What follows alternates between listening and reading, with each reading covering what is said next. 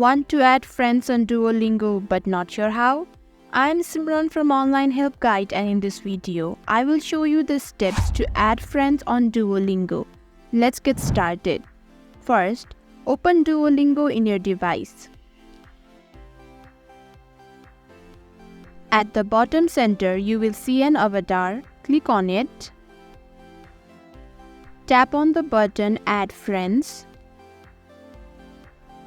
Finally, you can add friends from contact or invite friends, and if you have friend suggestions, you can simply tap on Follow. And that's the step to add friends on Duolingo.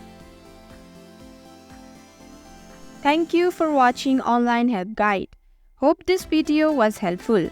If it was, then hit the like button and comment down if you have any questions or feedback.